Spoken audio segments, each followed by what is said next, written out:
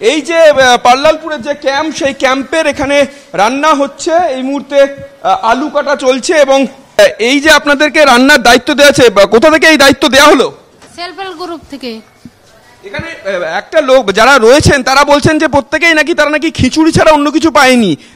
আর না না, এটা ভুলকে কি করে বলছি। খিচুড়ি আমাদের হলো পরশু রাত্রে বৃষ্টি হয়েছিল, আমাদের আসার কারণে খিচুড়ি দিয়েছি।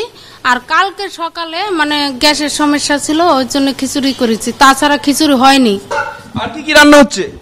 সকালে ডাল, সোয়াবিনের তরকারি, রাত্রে ডিমের তরকারি আর ডাল। কালকে মাছের ঝোল হয়েছিল, ডাল হয়েছিল।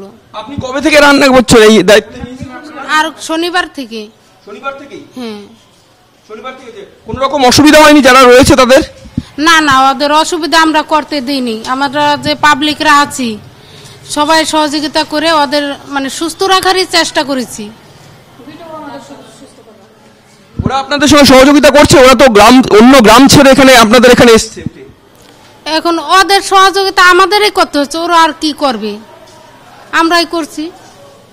আপনারা এখানে আপনাদের গ্রামে এখানে সুরক্ষিত তো? সুরক্ষিত।